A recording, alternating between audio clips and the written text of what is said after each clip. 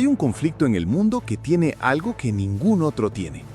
Todos tienen opinión, no importa si vivís en Lima, en Madrid, en Ciudad de México o en Buenos Aires. No importa si seguís la política internacional o si no recordás dónde queda Oriente Medio en el mapa.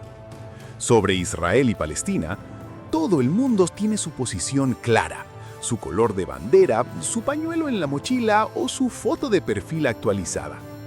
¿Alguien tiene una opinión muy fuerte sobre el conflicto del Nagorno-Karabaj?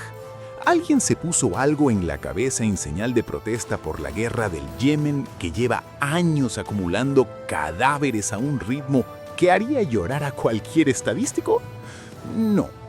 Pero Israel y Palestina es diferente. Siempre fue diferente. Y hoy vamos a intentar responder la pregunta que pocos se atreven a responder con honestidad. ¿Quiénes son los buenos en este conflicto? No vamos a fingir neutralidad donde no la hay. No vamos a hablar de doble rasero y quedarnos ahí. Vamos a recorrer la historia desde el principio, con sus matices, con sus contradicciones, con sus momentos donde cada bando estuvo peor. Y al final del recorrido vamos a sacar conclusiones. Aviso desde ya. Esta historia tiene más giros que una novela de misterio, más traiciones que una temporada de Juego de Tronos y al menos un premio Nobel que, en retrospectiva, genera bastantes preguntas. Así que acomódense, que arrancamos. Para entender lo que pasa hoy hay que irse al siglo XIX, a la era de los grandes imperios que juntaban pueblos completamente distintos bajo la misma bandera porque los habían conquistado. El Imperio Austrohúngaro, el Imperio Otomano, naciones sin nada en común forzadas a convivir porque alguien más grande las había absorbido. Y en ese contexto surge una idea que cambia la historia. Los estados deben estar vinculados a una nación. Así nacieron Alemania, Italia y docenas de movimientos independentistas en toda Europa. Cada pueblo quería su trozo de tierra. Y entre todos esos pueblos había uno que estaba especialmente marginado y especialmente disperso: los judíos. El antisemitismo no lo inventó Hitler, llevaba siglos instalado en Europa. Pogromos en Polonia, el caso Dreyfus en Francia. Los judíos eran odiados por la derecha, que los llamaba avariciosos, y también por la izquierda, que los llamaba burgueses explotadores. Un señor llamado Karl Marx, que por cierto era judío, se dedicaba a agitar a la clase obrera. Vamos, que no había bando que los quisiera demasiado.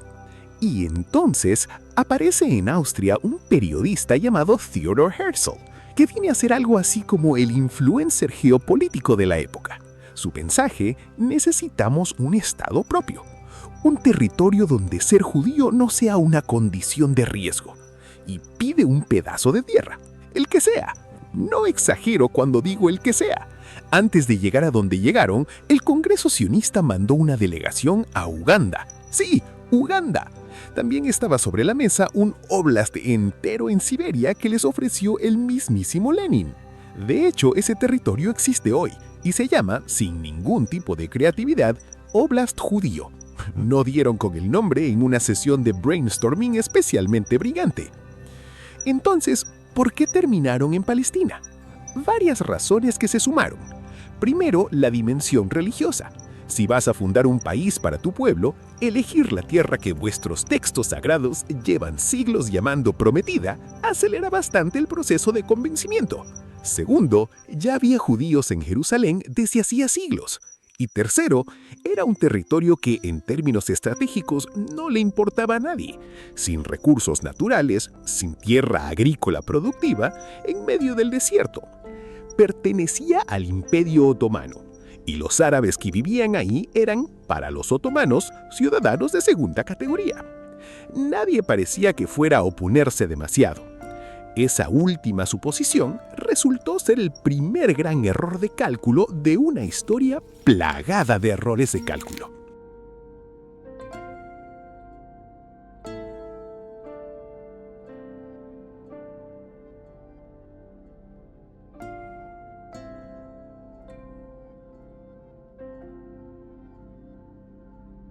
Los judíos empezaron a llegar a Palestina en oleadas. Y hay que ponerse un momento en los zapatos de los árabes que ya vivían allí, porque su perspectiva también importa para entender lo que vino después. Imaginen que de repente empiezan a llegar cientos de miles de personas a su país, gente con un idioma diferente, una religión diferente, una cultura diferente, con planes de fundar un estado propio en el territorio donde ustedes viven, y además sin que nadie les haya pedido opinión sobre el asunto. Eso generó tensión. Primero protestas, luego ataques, primer conflicto antes de que hubiera ningún estado proclamado todavía. Curiosamente, era el gobierno laborista de izquierda en el Reino Unido el que quitó las restricciones a la inmigración judía en Palestina. Sí, el mismo tipo de gobierno que hoy suele asociarse con la causa palestina fue el que abrió las puertas. La historia tiene un sentido del humor muy particular con sus propias contradicciones. Mientras tanto, en Europa apareció Hitler y con él el Holocausto. 6 millones de judíos asesinados, otros tantos que lo habían perdido todo. Imaginen que son judíos en esa época y evalúan sus opciones. Volver a Alemania o Polonia a esperar que aparezca otro Hitler, irse al paraíso socialista de Stalin, quien tampoco era precisamente aficionado a los judíos, o ir a ese territorio que se está llenando de gente como usted y donde algún día podrán tener un estado propio. La lógica de esa elección es bastante comprensible. Y en 1947, con el problema entre manos y sin ganas de seguir gestionándolo, el Reino Unido se lo pasó a la ONU. La ONU propuso la solución que todos conocemos: dividir el territorio en 2 estados, uno judío y uno árabe. Y divulgaron el famoso mapa que explica por qué Palestina tiene esa forma tan rara y por qué el mapa de Israel parece diseñado por alguien con demasiado tiempo libre y pocas reglas. El punto crítico que la mayoría no menciona, independientemente de cómo se hubiera dibujado ese mapa, los estados árabes vecinos no lo iban a aceptar. Y la prueba es lo que ocurrió al día siguiente de que Israel declarara su independencia. El 15 de mayo de 1948, Ben Gurión proclamó el Estado de Israel. Al día siguiente, 5 ejércitos árabes lo atacaron simultáneamente: Egipto, Siria, Irak, Jordania y Líbano, contra el recién nacido Estado judío. Un David contra Goliat en toda regla, con una diferencia respecto a la historia original. En esta versión, David era Israel. Y para los que esperaban que Estados Unidos corriera en defensa de Israel desde el primer minuto, en 1948 Washington tenía un embargo de armas que se aplicaba a los 2 bandos. La única gran potencia que vendió armas al bando israelí fue la Unión Soviética. Sí, los soviéticos. Porque en 1948 nadie tenía claro de qué lado del tablero de la Guerra Fría iba a caer Israel. Los kibutz socialistas y los militantes judíos comunistas no apuntaban precisamente al capitalismo como modelo. La geopolítica de este conflicto nunca fue tan simple como parece. Israel ganó esa guerra y se quedó con el 68% del territorio que la ONU había dividido. El Estado que proclamó era secular y democrático. Los árabes que quisieran podían quedarse, votar, vivir con todos sus derechos, y muchos lo hicieron. Hoy hay palestinos con escaños en el Parlamento israelí, algo que resulta difícil de imaginar en el sentido inverso. Pero la guerra tuvo un coste humano enorme. Más de 1 millón de refugiados árabes que tuvieron que abandonar sus casas. La Nakaba, que en árabe significa catástrofe. Y aquí viene un detalle que siempre se omite en el debate habitual. Los países árabes vecinos que habían atacado a Israel, Egipto y Jordania, que se habían quedado respectivamente con Gaza y Cisjordania, no recibieron a esos refugiados con los brazos abiertos. Los dejaron en campos de refugiados. Les mandaron la factura a la ONU. Egipto dijo directamente que esos refugiados no entraban en su territorio. Los hermanos árabes que habían luchado supuestamente por los palestinos no quisieron recibirlos en casa. Jordania fue la excepción rosa. El resto prefirió que los palestinos se quedaran en los campos, útiles como argumento político, pero incómodos como vecinos reales. Esa contradicción lleva décadas definiendo el conflicto y pocas veces se nombra directamente. Después de 1948, la región no descansó. En 1967, Egipto y Siria atacaron nuevamente, junto a la recién creada Organización para la Liberación de Palestina. Fue la Guerra de los 6 días. Y el nombre lo dice todo. En 6 días, Israel derrotó a todos sus atacantes y se quedó además con el Sinaí egipcio, los altos del Golán sirios y Cisjordania. Ahí es cuando Israel dejó de ser el pequeño estado asediado para convertirse en la potencia militar regional dominante. Y con ese cambio llegó también la crítica más absurda que existe en este debate, la de que tener un ejército muy bueno y muy eficaz es inmoral, que Israel debería desarmarse para estar en condiciones más equitativas con sus vecinos. No está claro qué se supone que tendría que hacer Israel con sus 7 millones de habitantes si decidiera seguir ese consejo. Básicamente, hay gente que argumenta que Israel peca de ganar demasiado bien sus guerras, como si el problema fuera que el ejército es muy competente. Curioso criterio moral, la verdad. En 1973 llegó la Guerra del Yom Kippur, atacando por sorpresa durante la festividad religiosa más importante del judaísmo.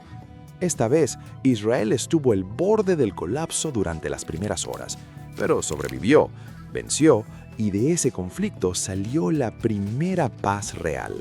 Egipto reconoció a Israel a cambio de recuperar el Sinaí. Y luego llegó Yasser Arafat, un líder con un carisma innegable que entendió algo que sus predecesores no habían querido aceptar. Los palestinos no podían ganar una guerra convencional contra el ejército más eficaz de la región, así que optaron por el terrorismo, la guerra de guerrillas, atentados en aeropuertos, secuestro de aviones, la masacre de Múnich de 1972, donde murieron 11 atletas israelíes en los Juegos Olímpicos. El resultado en términos políticos fue prácticamente nulo, el daño a los propios palestinos enorme. Arafat eventualmente lo comprendió. En los 90 renunció a la violencia, negoció con Israel y en 1993 llegaron los acuerdos de Oslo. Israel reconocía a la OLP como representante legítima del pueblo palestino. Los palestinos reconocían al Estado de Israel. Fue el momento más cercano a la paz que este conflicto ha tenido. Noruega les dio el premio Nobel. Todos lloraron de emoción. Y entonces Hamás dijo, eso de la paz no va con nosotros. Y aquí es donde el guión da el giro que pocos esperaban. Hamás nació en 1987. Mientras la OLP era socialismo árabe secular, Hamás era yihadismo. La generación joven palestina que creció en los campamentos de refugiados no se identificaba con la retórica marxista de Arafat, se identificaba con el islamismo político y con una agenda radicalmente distinta. No la creación de un Estado palestino al lado de Israel, sino la destrucción completa de Israel y la expulsión o aniquilación de todos los judíos de la región, más de 7 millones de personas. Y aquí es donde cualquier intento de equidistancia se rompe por su propio peso. Israel es un Estado que acepta a los palestinos, que tiene ciudadanos árabes con derechos plenos, que tiene diputados árabes en su parlamento, que antes del 7 de octubre permitía a 17,000 trabajadores de Gaza entrar a trabajar en su territorio cada día. Hamás tiene como objetivo fundacional la eliminación de todos los judíos de la zona. No es el mismo juego, no es la misma liga, no es siquiera el mismo deporte. Intentar ser neutral entre una organización que acepta la coexistencia y una organización cuya carta fundacional llama a la destrucción total del otro no es neutralidad. Es simplemente una forma de no decir lo que se ve claramente. Es un poco como intentar ser neutral entre el árbitro de un partido y el hincha que le lanzó una botella. Técnicamente hay dos lados, pero no son equivalentes. En 2005, Israel se retiró completamente de Gaza. Sacó a todos sus soldados y a todos sus colonos. Gaza quedó para los palestinos para que construyeran su propio Estado. Y entonces en 2006, Hamás ganó las elecciones y poco después lanzó una guerra civil contra Fatah, la facción de Arafat. Los que años antes habían sido los terroristas de la OLP pasaron a ser los buenos palestinos moderados en comparación con Hamás. La política de Oriente Medio tiene esas cosas. El resultado de ese conflicto, Gaza para Hamás y Cisjordania para la Autoridad Palestina de Mahmoud Abbas, que lleva siendo presidente desde 2005 sin presentarse a ninguna elección posterior, lo que técnicamente lo convierte en el mandatario democrático con más años en el poder de la historia moderna sin ningún proceso electoral posterior al primero. Abbas tiene más tiempo en el poder que Netanyahu, con la diferencia de que al menos Netanyahu hubo que ganar elecciones para mantenerse. La democracia palestina tiene sus particularidades. La Gaza que controló Hamás desde 2007 es un territorio de 2.200.000 personas sometido a un bloqueo israelí que restringe la entrada de alimentos, energía y agua potable. La electricidad llega solo la mitad del día. El agua potable es escasa. La economía prácticamente no existe fuera de las ayudas internacionales y la financiación de Qatar, que funciona como el patrocinador financiero de Hamás. Y ahí está el gran dilema que ningún activista pro-palestino resuelve con facilidad. Sí, Israel tiene responsabilidad sobre el sufrimiento de los civiles en Gaza, pero Israel no puede levantar el bloqueo mientras Hamás mantiene como objetivo declarado la destrucción del Estado israelí y usa los túneles de Gaza, que superan en kilómetros a los del Vietnam de la guerra, principalmente para importar armas y no para mejorar las condiciones de vida de la gente. Hamás tiene una prioridad clara: la guerra contra Israel. La mejora de las condiciones de vida de los gazatíes no aparece en el presupuesto de esa organización con la misma urgencia. De hecho, hay análisis documentados que muestran que el cemento enviado como ayuda humanitaria fue desviado sistemáticamente para construir túneles militares. Un territorio donde los líderes construyen túneles de guerra con el cemento humanitario, mientras la población no tiene agua potable, tiene un problema de gestión que no es enteramente culpa del bloqueo externo. Aunque el bloqueo sea real y tenga consecuencias graves sobre civiles que no eligieron a Hamás. Y entonces llegó el 7 de octubre de 2023. Hamás lanzó el ataque terrorista más mortífero contra civiles judíos desde el Holocausto. Más de 1.200 personas asesinadas, bebés, ancianos, familias en sus casas, jóvenes en un festival de música, 250 rehenes. La respuesta israelí fue la ofensiva en Gaza que todos vimos, con miles de muertos civiles palestinos y un desastre humanitario de proporciones históricas. Y aquí el análisis honesto obliga a sostener dos cosas al mismo tiempo: que el ataque de Hamás fue un crimen de guerra sin justificación posible y que la respuesta israelí, en términos de víctimas civiles, generó también consecuencias que merecen escrutinio. Ambas cosas pueden ser ciertas simultáneamente. El conflicto no necesita que elijamos un solo bando para poder ver lo que ocurre. Entonces, ¿quiénes son los buenos? La respuesta honesta es que la pregunta está mal planteada. No hay un bando de buenos y un bando de malos en el sentido de que toda la población de un lado sea malvada y toda la del otro sea inocente. Lo que sí hay son organizaciones con agendas completamente distintas en términos éticos. Hamás tiene como objetivo declarado la destrucción de Israel y la eliminación de sus habitantes. Eso no es una interpretación ni una exageración. Está en su carta fundacional. Y eso lo pone en una categoría diferente a cualquier otro actor en este conflicto, independientemente de todas las críticas legítimas que se puedan hacer a la política israelí sobre asentamientos, sobre el bloqueo, sobre el trato a los palestinos en Cisjordania. Israel tiene problemas serios. Los asentamientos en Cisjordania son un obstáculo real para cualquier solución de dos estados. La gestión del bloqueo de Gaza tiene consecuencias sobre civiles que merecen debate. Y hay sectores dentro del sistema político israelí, los ultraortodoxos y los colonos más radicales, cuya agenda tampoco es compatible con la paz.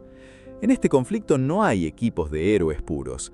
Hay gente normal, en ambos lados, que quiere vivir en paz, y hay organizaciones políticas que llevan décadas convirtiendo ese deseo en rehén de sus propios proyectos de poder.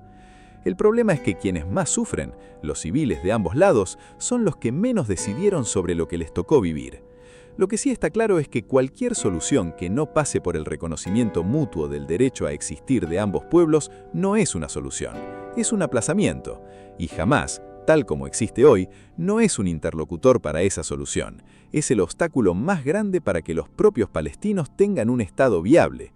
La historia de este conflicto no empezó en 2023. Empezó hace más de 100 años con dos pueblos que querían lo mismo en el mismo lugar. La solución tampoco va a venir de un video de YouTube, pero entender la historia completa, sin recortes cómodos, es el primer paso para tener una opinión que valga algo. Gracias por llegar hasta el final. Si el análisis te pareció honesto, aunque no estés de acuerdo con todo, dale like y compartilo. Suscríbete si todavía no lo hiciste. Nos vemos en el próximo video. Esto fue Geopolitik, un abrazo.